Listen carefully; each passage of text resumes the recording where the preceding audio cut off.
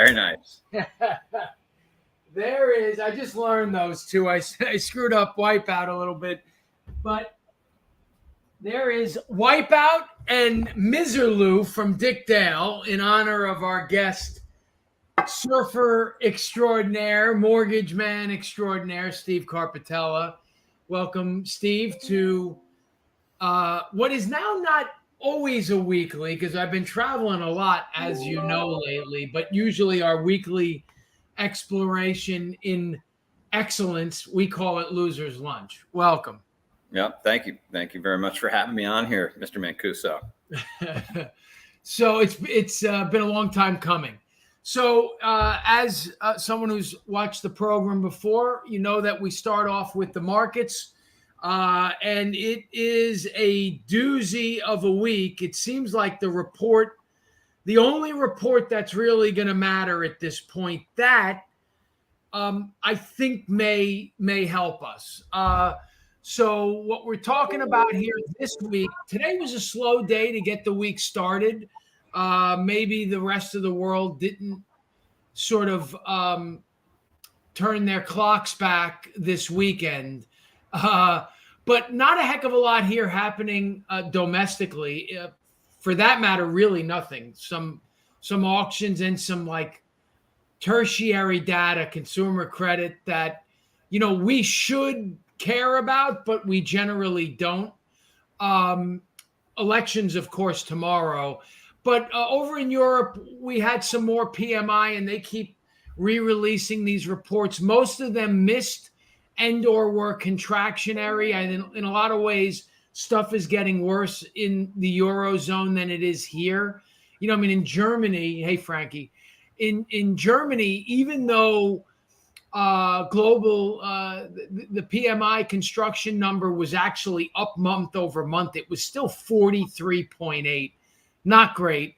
But anyway, over the next few days, here's what we've got coming.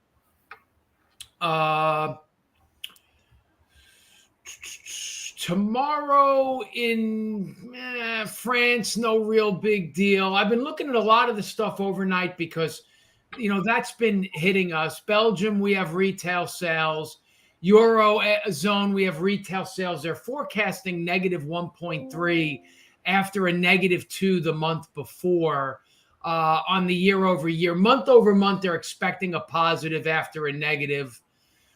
France expecting a round break even.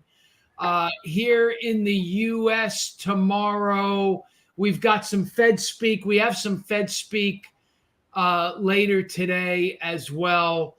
We've got mortgages on Wednesday, wholesale inventories, more Fed speak. I'll talk about that in a second. Inflation in Ireland then on Thursday. Of course, we've got the big one here, CPI on Thursday.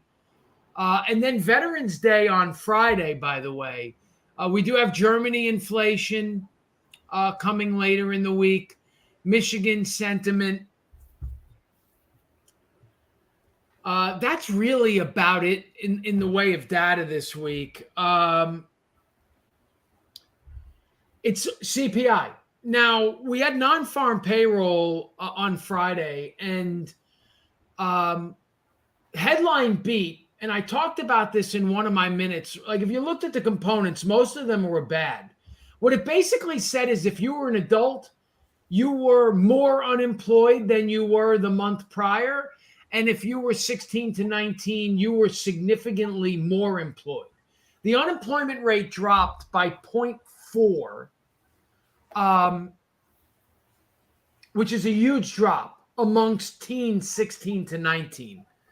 So let me bring you in here just out of curiosity, Stephen. And I know as sort of a former accountant, you tend to be more of an advisor. And when you train LOs, you train them to be more advisors. You also live in sort of a beach community. So that tends to be very seasonal, if you will. Yeah. What we saw in the ADP report was we saw, again, job losses. Hey, buddy, job losses across most industries other than hospitality. So, talk to me about that. What are you seeing down there, and what are your thoughts on the mixed jobs report in the greater economy? Just curious on your thoughts in that regard. Yeah. What's typically like really a really seasonal area that we live in. I mean, millions of people come down in droves, from the months of like June through, Labor Day, basically. And then once Labor Day hits, it's typically crickets. It's a ghost town. Seeing a lot more people around during the off-season months over the last several years. It's been a trend towards this. I really contribute that to COVID, right? A lot of people are getting away, going to their second homes, or have literally just vacated, urban areas, where they used to live in the city. So there's a lot of New York that lives down in Long Beach Island in our area. So it's been busier than normal, this time of year. And in general, I was just having this conversation with a fellow colleague, like, I've been traveling around a bit as well as you, and, still see a lot of people out and about and doing their thing. It doesn't seem like much has changed in that way. Still see people out and about and, going out to restaurants and going to stores. So it's been busier this time of year than usual. And we've had some really unseasonably mild weather. Last weekend, it was in the, record highs. It was in almost 80 degrees. So I'm sure that had something to do with it as well. Yeah. I'm wondering, because, you're in a little bit of a fantasy world down there, being in, a vacation environment. As I think I tend to be here in Florida. I mentioned to the group I went to downtown Winter Garden with my wife yesterday. Nice little shoppy area. They have a brewery with a bunch of little. I hate to call them stands because it's in a big facility, a big structure, but sort of like little food stands, barbecue, hot dogs. Butcher is in there, little market, if you will. And I said to my wife, I'm kind of surprised. My first reaction was, how do all these companies stay in business? I mean, there must have been 20 restaurants / not so much a kiosk, but kind of, Alan. So there were a bunch of restaurants outside this structure, because this is a 3, 4, 5 block structure, but then a bunch of, we'll call them kiosks. Not a bad thought inside this structure. So you maybe had 20, 25 dining options. And I said to my wife, how do these places stay open? I mean, it's just a ton of competition. And this is not Manhattan. Okay. But then as we kept walking, there were a bunch of people everywhere. And I said, I don't know, maybe they can, if you remember back when COVID first hit, I had sent an email to everybody in the company after the very first jobs report, where I said, I think this is going to be a K-shaped recovery. And so what I'm wondering here, Steve, is how much of it is, if you've got well-off Manhattanites living down by you, those aren't the people that I see affected by higher rates. Right. If I'm in a golf community or a bit more upscale community, I'd argue the same. What I said, I think what COVID has created is it's turned the 1% into 10 or 20%. And I think it's taken the bottom 20, probably turned it into the bottom 30 or 40. And then the middle class is also weaker. You're involved in our servicing book. You're involved in originations. Here's a really great question that I've not asked anyone. In the average application that you see, is that proven out? Do you find that your higher end customers are slightly higher end than they were pre-COVID, and your average customer is maybe slightly weaker, and then maybe your more credit impaired customer is even worse off than they were 2 years ago? Because that would sort of be my thesis. Do you see that or no, out of curiosity, in the applications? I would say maybe the best way to describe what we're seeing is almost like a reconciliation process taking place. The moving rates was so sharp, so fast, right? Mm-hmm. And, I did the math for somebody last week, and it was like, look, if you were talking to me in December, you were qualified for a $300,000 purchase, and now you're looking at 180. It's been like 100,000 or more in purchase power. So people are working on coming to terms with that. These rates are now becoming the new norm, right? Just side note, but rates were so low for so long. People are like, when rates were starting to get in the threes, it was like you were a scumbag. Like, oh, you're ripping me off. Rates are 3.5. What the hell are you talking about? And it was like, your rates are too high. And I'm like, you're high. These are record low rates. And now, whenever we see a dip in rates, I think when we start to see the 6 handle come back or even 5s, people are going to jump at those opportunities. So I think the overall consumer is becoming more educated about the impact of interest rates because it's been so long since they've really been impacted by much higher rates. I think the last 14 years were relatively low and stable. So this kind of move has really kind of reset the expectation, and you do see your well-offs, seeing through that and just like, yeah, these aren't, unaffordable. I'll just refinance, a little more financially aware and understand that this isn't permanent financing, that they're going to be able to, just refinance down the road. I mean, had those conversations too, where people are like, oh yeah, I don't care about the rate. Like I'm just, we'll refinance it when rates come back down. I know they're going to come back down. Whereas, someone who's less financially aware is like really petrified to look at some of these payments they're taking on and willing, like, hey, can we squeeze an extra $200 out of our budget? Are we really willing to go there? And then we have to be reminding them that like, hey, this isn't permanent. This isn't going to be your payment forever. Things will change. But yeah, I don't know if I see what you're describing, but I definitely see people who have more disposable income not really being as phased as much and actually seeing the market as an opportunity because it's phasing out the buyer pool, right? It's phasing out the competition at certain price points. Yeah, that's and I want to talk about before I come back to CPI in a second and just sort of give some of the viewership what we might expect later in this week. But I went through an exercise this morning on a call that I was on as it pertained to real median income and personal expenditures and what this economy has become and what it really is. And I've been seeing a lot of memes and tweets and Instagrams about a couple of things. One is right ahead of these midterms tomorrow, all I'm hearing about is inflation, right? Secondly, I'm seeing that meme, would you rather pay 7% and 30,000 under list or 3% and 100,000 over, right? Yeah. And I know what my answer is. I'd rather pay 30,000 under list because that's it. It's sort of gone forever. That whole date the rate, marry the house mindset. But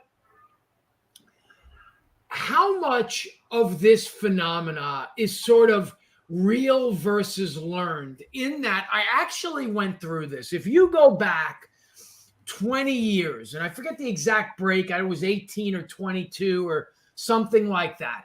I took median household income that was in the 40s, something like $46,000, $48,000. Yeah. And I did a future value calculation of that. Last year, now, what the Fed is fighting here? Oh, wages. Wage growth is out of control, okay? I mean, this is awful. It's terrible. And I really want everyone to think about this for a second.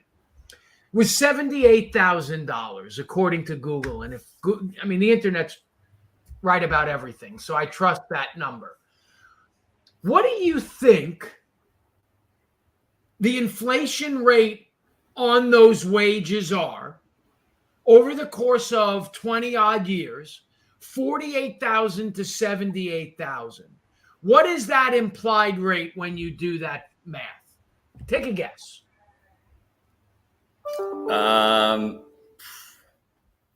Was that like from 48 to 70 over 20 years? I'd have to do the calcs on that, but I mean, it's not much. It's low. It's very low. 3%. Yeah. 2.8.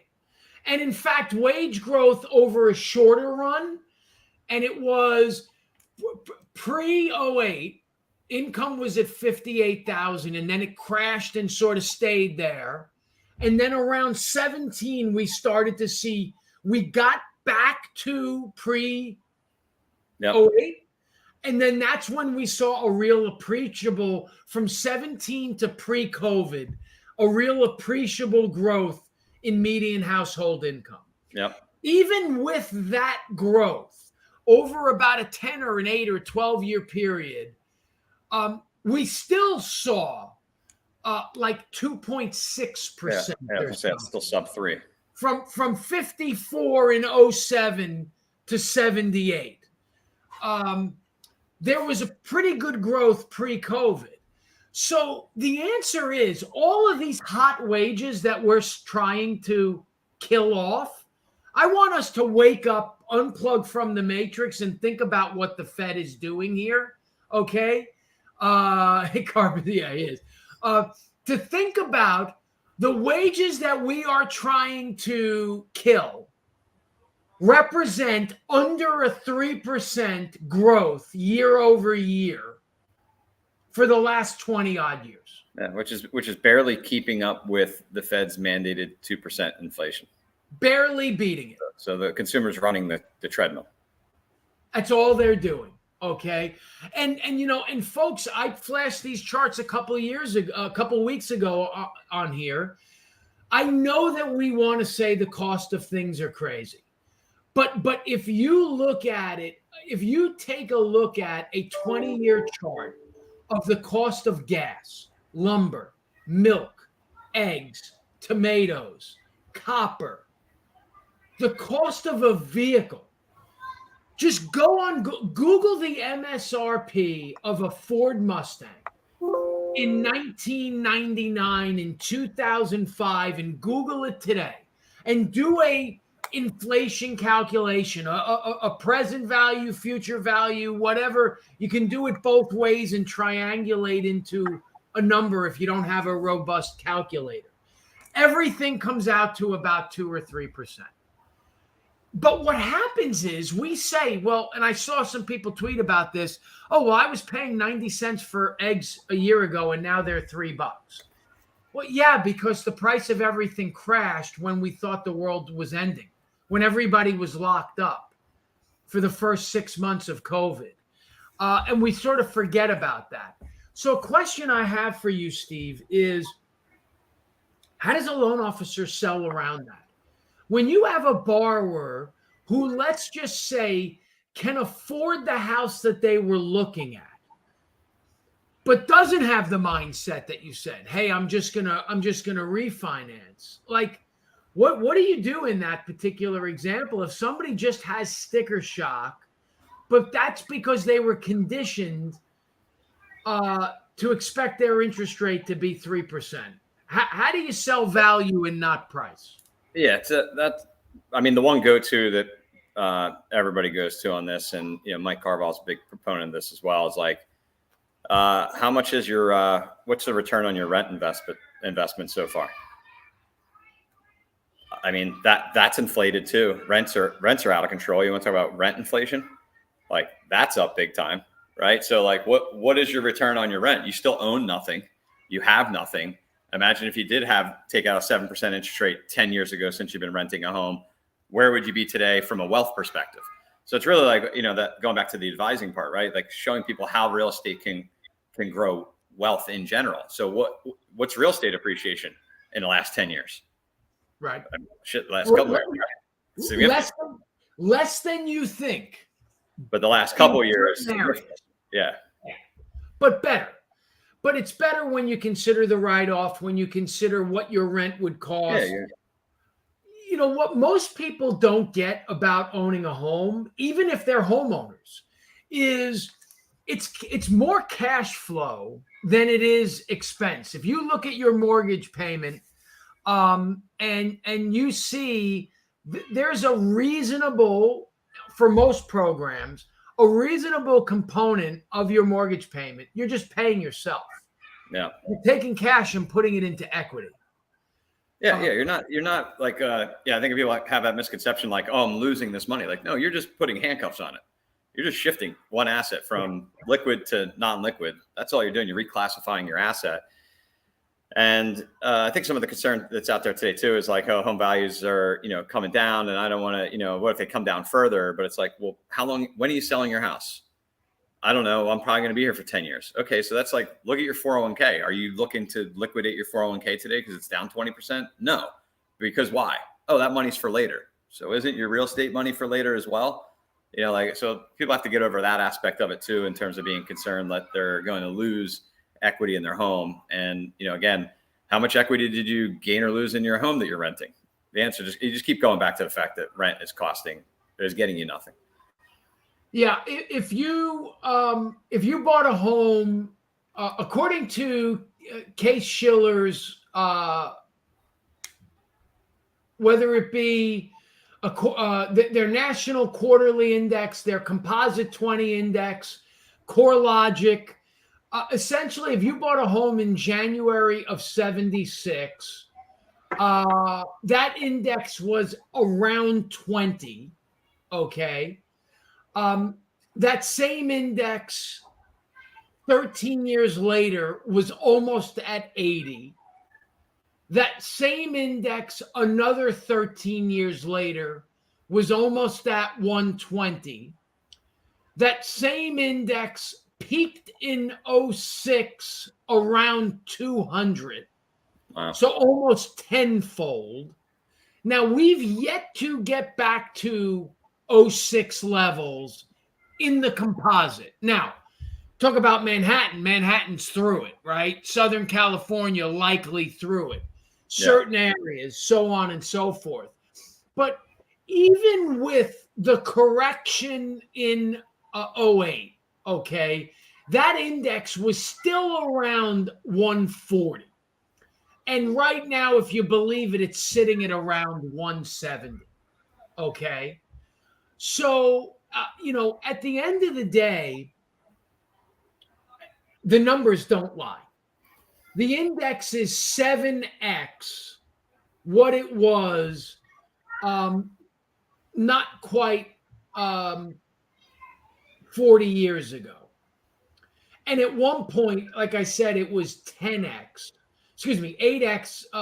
And at one point, it was 10x.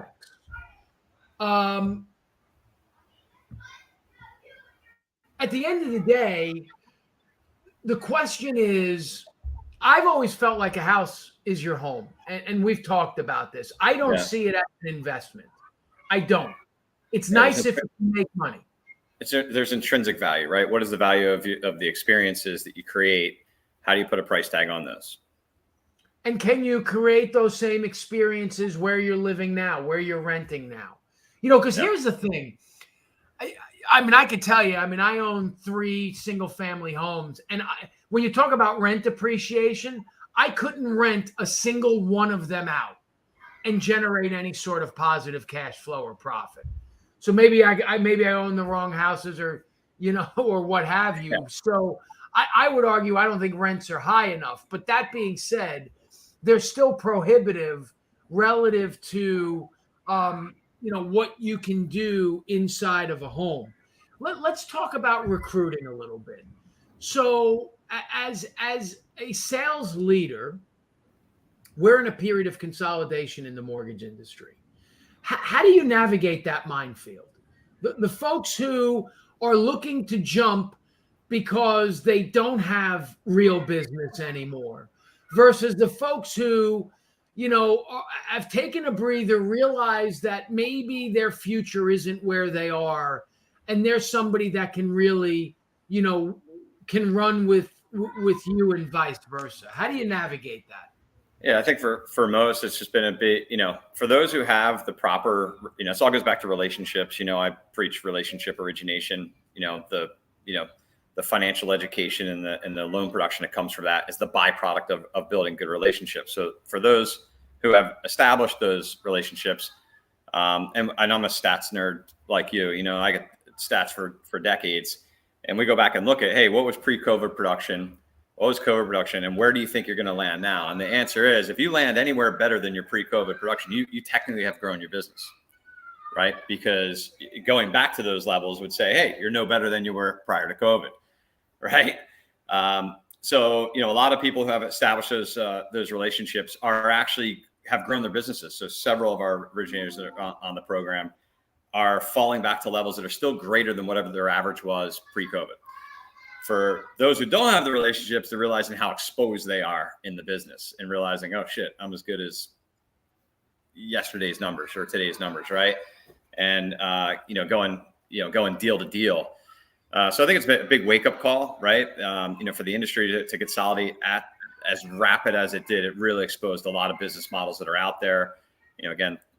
Call centers and things of that nature are really, really struggling right now, which is unfortunate, but that is the nature of the beast that is the mortgage business. So I'd say from a recruiting perspective, it's, working with an organization that sees the value in relationships is going to pour effort and energy and support into helping you not only grow those relationships, but more or less maintain them. And that's one of the biggest challenges in the origination world is everyone claims to have a relationship with their clients. Oh yeah, they'll call me if they need something. And I always say, try that methodology with your significant other and let me know how it works. I like that. Keeping it simple. Yeah. You guys have been here for 12 years now, give or take a day. What do you attribute that to? Yeah, that's a great question. Some people even in recruiting talks with other originators, hey, why are you still there? Again, I think it goes back to if I ever feel like I'm in an environment where I can't have an impact to create desired results and outcomes for the organization's betterment, then that would be my last day. And I've never experienced that. You've been here for a long time too. It's never perfect anywhere. There's no such thing. But when I associate that to sports, like look at any sport, any game in sports, how many errors there are, how many misplays there are. You don't see them stopping, screaming at each other and shutting it down and walking off the field. It's get back up, run the next play. And I feel like we've always been able to do that here at EPM in terms of working through challenges. We have our culture is really founded on embracing conflict. We have embraced a lot of conflict over the years here, but I've always done it with the intention of creating a path forward. And that's what's kept me here. And, it's really sad to see in the industry, like how much turnover there is. I mean, like, I don't know if you see the resumes, they're looking at MLS and look at people's histories, it's 2-3 years at every job because of a lack of transparency, because of a lack of embracing conflict, because of, the company's not doing this or the company's not doing that.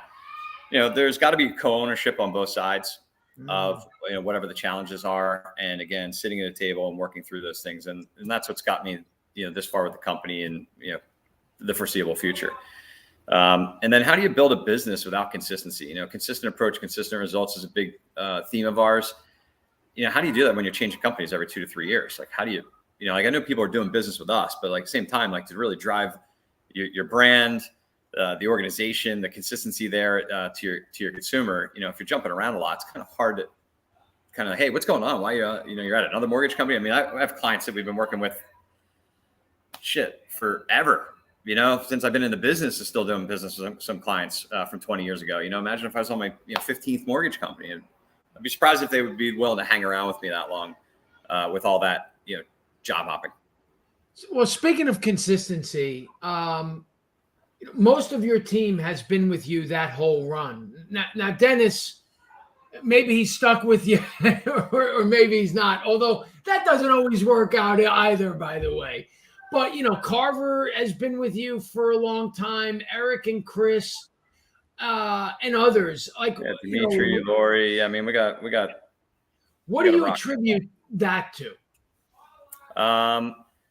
Partnership, being in business together. I think every originator is really a business within a business and recognizing a true partnership, not, and you say this a lot too, some of the parts, some of the parts theory, the origination side is very key to any organization, right? We're the gas that goes in the car. Otherwise, you have a car that doesn't move. But without the car, what are you doing with the gas? So there's got to be some symbiotic relationship there. And I feel like we've through transparency, candor, embracing conflict, we've always worked through those challenges. It hasn't been moonbeams and lollipops, as Mike Carvalho would say, in our relationship which is on 20 years of doing business together and being friends. I think that speaks volumes to it. And, we really haven't had any originator ever leave. That like we got a pretty solid resume in that regard. So I think that speaks volumes to it. Allowing people to be able to, discuss the things that they want to do with their business in the business and making sure it's aligned with EPM, the brand, and the direction that we're going. You talk about embracing conflict. I mean, I feel like transparency and equity are really the two keys to a business relationship. Like one of the things I said, whenever we were in a position to add an originator or add an office, and we've talked about this, my answer would be, I don't know if you can be successful here. I don't know if you can make money here.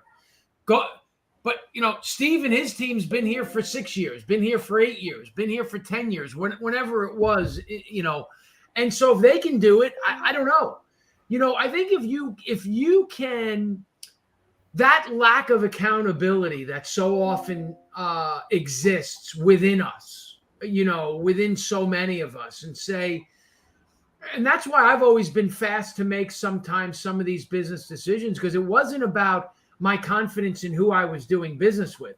It was the inner confidence of, hey, I'm going to make this situation work. And I tried to put that on others. It's like, until you do your first loan here, I don't know that it is going to work. That says more about you than it does about us, because it worked for Steve. So I think to that point, if you could have that degree of transparency with your team, with your originators, and then the accountability and the ability to say, hey, you had a bad month this month, and here's what. And then once you're able to identify that, you have the courage to identify that, but then, by the same token, have the humility to then correct it. I have one-on-ones with a couple of your guys, as you know, yep. And those are some of the conversations. I have some pretty in-depth conversations with Carver. And, it's like, you're talking about the top of the top. He is a 10 to 30 loan a month guy, 28.8 loans per month to be exact. But yeah. Yeah. Month in, month out. And, in the last year, he's had some, missteps where just there's so much business. You stop doing the things that got you to where you are. Oh yeah. And it was like, hey dude, don't ever do that again. He's like, I'm not, and even watching him get back to some basics. Coachability is a big key in the player mentality, right?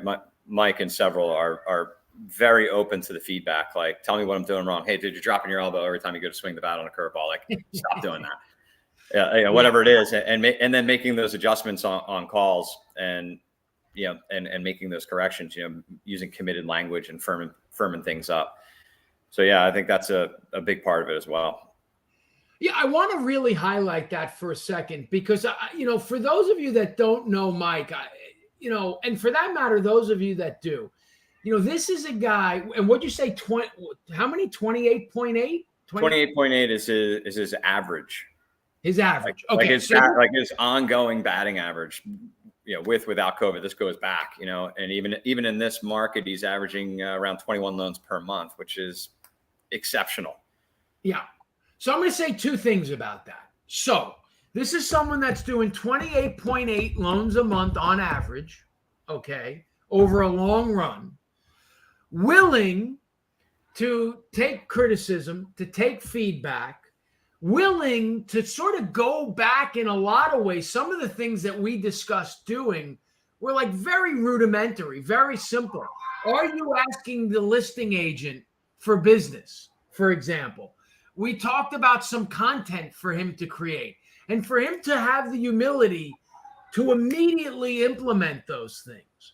Yet I know loan officers who are doing 3-4 loans a month act like they know it all. Okay. Oh, yeah. That's sort of a really, really impressive thing. And I want you to ask yourselves out there, if I'm not doing 28.8 loans a month, okay, should I have a bit more willingness and openness and humility to ask for help, to ask for advice, to maybe change the things that, and it could be, by the way, if you're not selling 28 houses a month, because not only loan officers are watching this, right? Or other salespeople, whatever your peak is in what your discipline of sales is, just think about that. I think it's a big testament, to that. And there have been a couple of times where you just called me up and say, hey, I just wanted you to pump me up, and it's like, okay, again, think about that. Think about how motivated somebody is who does that much volume, still wanted to be pumped up.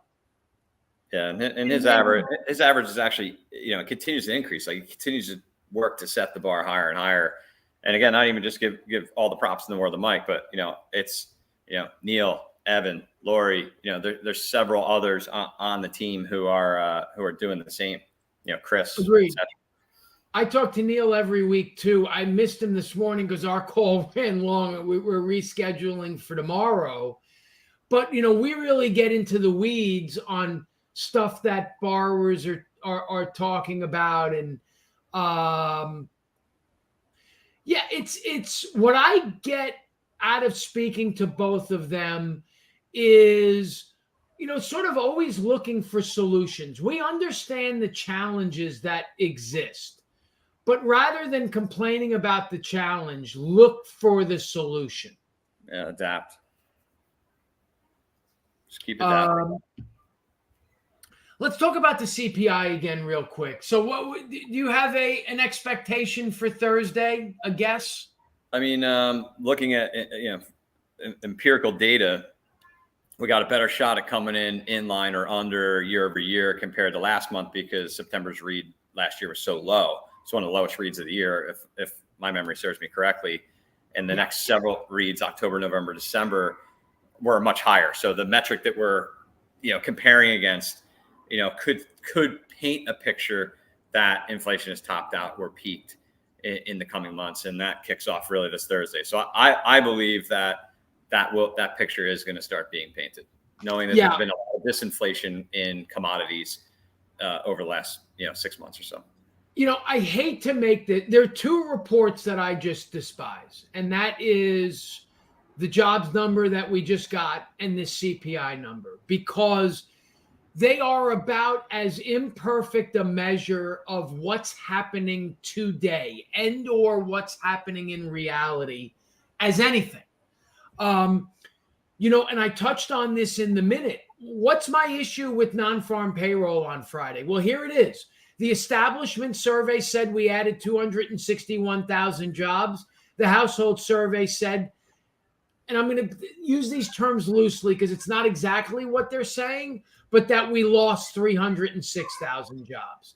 Technically, they're saying 306,000 people or more 306,000 more people were on unemployment. That's not saying that they lost 306, and that's why the unemployment rate ticked up, even though we added jobs according to the establishment.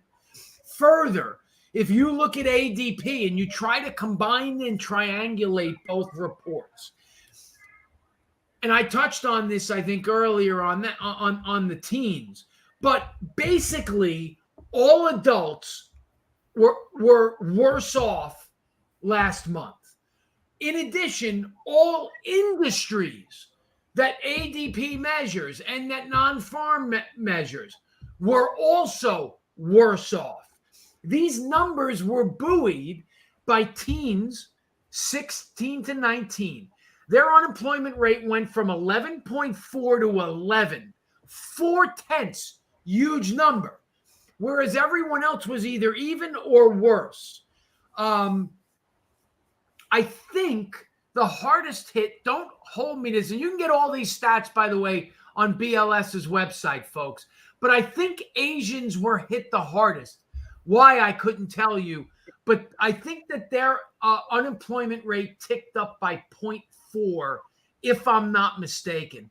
I also believe that women were hit harder. Men, I believe, were flat. Okay. I think women were up 0.2. I'm just going off of memory. So they measure men, women, whites, blacks, and African Americans. I don't know the distinction there, but that's how BLS does it. It says blacks and African Americans, Hispanics, Asians. I think that's it in terms of what they measure from ethnicity. Men and women. No doubt, Todd, and it's also, and that's why I asked about, so hospitality was up big. Anecdotally, what they're saying is second and third jobs as servers and waiters and, and servers and bartenders. Okay. Here's the other thing I want to say about the hospitality. That was the industry basically hardest hit. You still walk into a restaurant down here, and many of them are still half full, 3/4 full, or they wait to seat you because they don't have enough servers. Here in Disney and the Food and Wine Festival at Epcot's winding down. We went last week before the kids are up in New Jersey, by the way, visiting friends and some family. But we went with the kids before they went up. My wife and I are going to go again this week. It used to be where in Food and Wine, Epcot would try to employ people of the ethnicity of that world. You saw Italian people in Italy, Hispanic, Mexican people in Mexico, Spanish people in Spain, and so on, and German people in Germany, and so on. That didn't happen this year or last year because they can't find those workers. So what's interesting is, and I digress, but to come full circle, the reason why I hate these reports is there's a lot of noise in them. But to your point, year over year almost has to be worse on this number. Month over month, 100%, Todd. Month over month, likely to be worse. We're seeing prices fade everywhere. Prices were under 50 on ISM. Other than the noise in the number, I'm going to say this. It's impossible for this report to not miss. Impossible. We'll see what happens. I believe this month, next month, and the month after are going to be the three bad numbers that is going to give the Fed the reason to pause. But we'll see. My thought is, I thought we might rally into the number. We've rallied into the last few big numbers. That's not happening today. And then what I would say is I'd lock. If we were to rally, the closer we get to 3.9, the more I want to lock before Thursday. And then, you know what? If it's a bad number and we go to 350, so be it. But yeah, I would take the risk off the table. Yeah, any of those rallies going into a big number, or it's, in my opinion, always gifts. They're lock gifts. It's like no brainer. Why even take the risk if we rally anything going into it? Yeah, what did you think about? And as we wind down here, haven't had an opportunity to really talk about the Fed. The Fed did what we asked them to do. They were dovish. They talked about a pivot. They absolutely flinched. And I would not be surprised if Powell didn't see the market reaction, and that's why he was hawkish in the press conference. But nonetheless, there's clearly a rift developing within the Fed, okay? And it'll be interesting to see what happens in December. We've got 2 jobs reports. We just had one of them. We've got 2 CPI reports. One of them's coming on Thursday before the next Fed meeting. I am still calling a pause. I'm saying a quarter is absolute worst case scenario, but there's going to be a fight on the Fed. What are your thoughts about the pivot? And you know what? I wouldn't be surprised about that either. But what do you think about the pivot and then Powell's pivot on the pivot? And are there hands? Do you think that the data for the next 40 days is going to be such to really give the Fed something to think about? Yeah, I think, and this is my personal opinion. I think the Fed knows what everybody's thinking. The writing's on the wall. I mean, like, you're so passionate about it, right? You see what's really happening. It's so obvious, and I think the Fed's trying to carry this as far as they can down the road as they can, because everyone kind of knows it's coming. So it's almost like they're just not willing to admit it, because the minute they do, the bond market's going to pivot and go the other way. And I think they're trying to push this as far along as possible, as high and as far as they can, before absolutely having to be forced to go the other way. And that's possibly because of the mistakes that they made in the past, right? And trying to right the wrongs of the past, where they were just giving out the Advil, it seemed like, all the time, and kept accommodating, and now kind of really giving us some tough love. So that's what I think. Here's what I'm going to say, and it's sort of appropriate with tomorrow being election day. These folks, no matter what side of the aisle you're on, okay, I think are out of touch with reality. I showed a chart this morning, and we flashed this a few weeks ago, personal consumption. If you look at what I'd sort of call the so-called Trump stimulus, right? Where he went wrong is it was too much too soon. You saw a huge spike, but here's the reality of it. Despite that, if you look at consumption, after that spike, it actually reverted sort of back to the mean, okay? All he did was waste money. I think we could have gotten to the finish line if he did half of the stimulus. And he did half the stimulus, but 100% of it went to the right companies and the right people, okay? The people going out buying yachts and Lamborghinis, that could have been avoided, all right? Yeah. Then Biden sort of doubled down last summer, and that's the shit that we're dealing with now, okay? So you look at all the money in the money supply, half that blood is on Trump's hands, and the other half is on Biden's hands, and we could have avoided all of that. We didn't have to create an extra $1.5 trillion of economic worth to only destroy it now. Because what's really happening is people are getting pulled in that unnecessarily. If I were running the Treasury, if I were more specifically running the Fed, here's what I'd be doing right now. I'd come out with a statement. I'd have said, folks, I'm going to raise 125 here in November, and unless I'm crazy, wrong, or something happens, I'm not raising again. Period. Okay?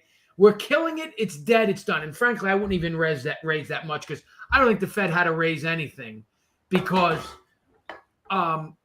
they've already done it. Go on Main Street. It's done. But if I wanted to go crazy, I'd then come out and reaffirm that we are not going to buy down in coupon mortgage bonds, period. There is no reason that anyone should have a 1 3/4, 2 3/4 mortgage rate. Sorry to say. And I loved it. We enjoyed it, but it's unnecessary. What they should absolutely be doing for America, the majority of Americans, to promote home ownership, is they should be buying up in coupon here. Government, and for that matter, even Fannie 5s and 5.5s and 6s and 6.5s are at unprecedented levels. There is no reason for these coupons to be trading under par. In 11, when mortgage rates were in the 6s, 5 coupons were paying 104, 107. I don't have a chart in front of me. We got to 111 on 5s. We're at 97. Those bonds aren't 14 points less valuable, okay, because a 10-year is at 4. They're less valuable because nobody, thank you, Frank, nobody trusts the Fed to do the right fucking thing. They're worried that they're going to go out there and buy 2s again and create an unnecessary refi boom. I would come out and say, We are never going to buy. Yeah. So that's the consumption I'm talking about. Here's COVID. We go off a cliff. We recover. But look where it's been since fourth quarter. That dip under zero has been since the fourth quarter. We are running below trend, yet the Fed, look at the trend since 2012. We are running below trend on average, yet the Fed's tightening. It's senseless. It's mindless. And they're killing everyday Americans. They're killing housing. Instead of just saying, I'm going to buy 5s and up, so this way I can support some of the more credit impaired. I can support, the rank and file VA, FHA, USDA home buyers. And by not buying 2s and 3s and 4s, I'm not going to create fear amongst the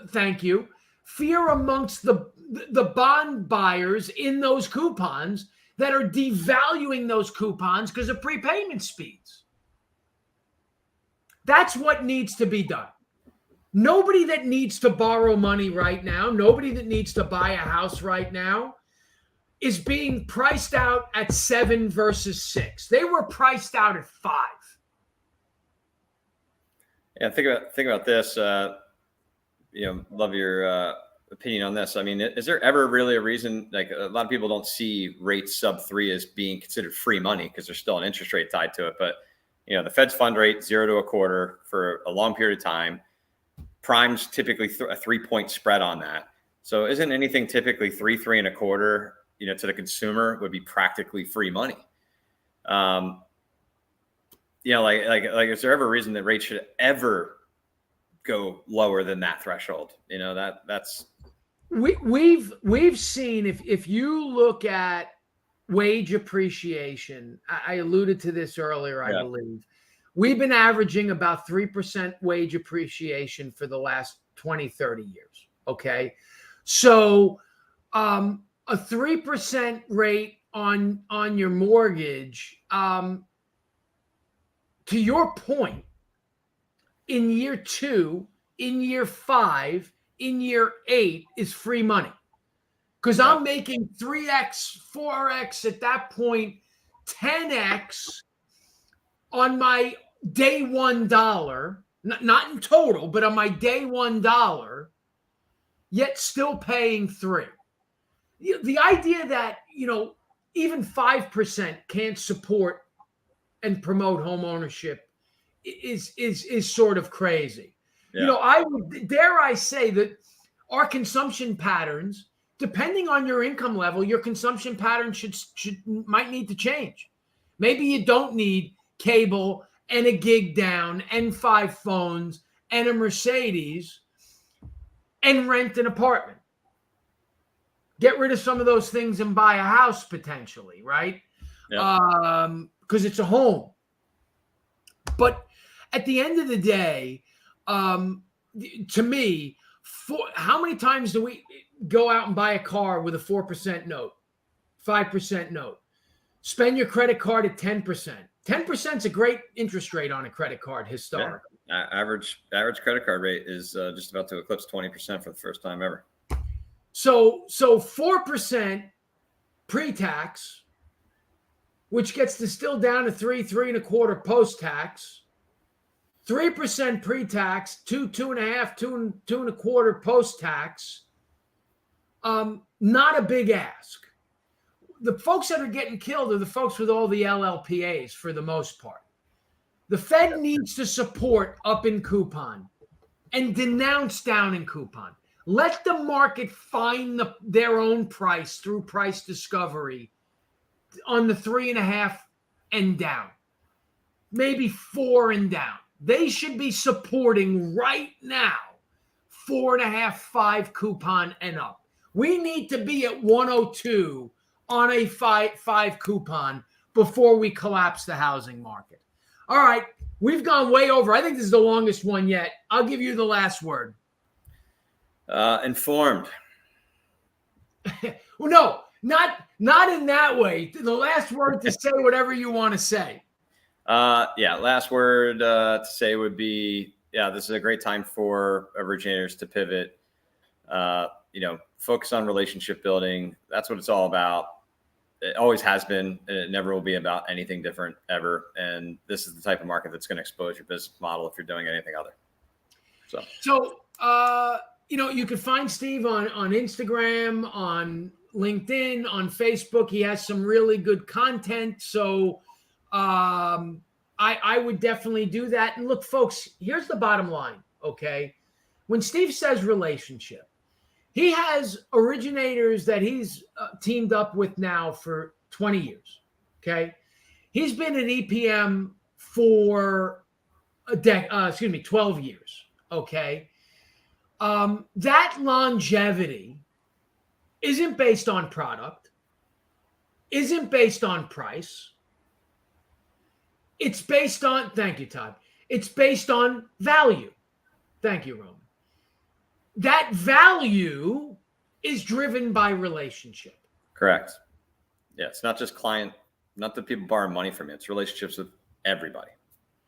And my challenge to the viewership is this, okay?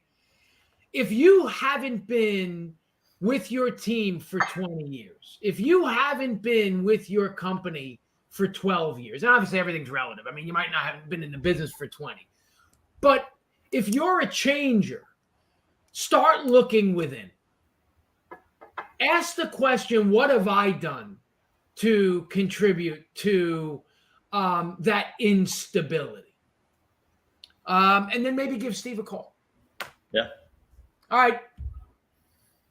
Oh, and by the way, we didn't even talk about surfing. So we'll have to do another one. I sort of touched on where you are, but Steven and most of the folks on the team, big surfers, hence Wipeout and Dick Dale. So thank you, Phil.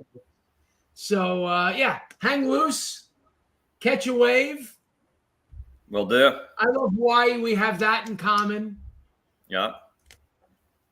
So great episode. Yeah. Thanks for having me.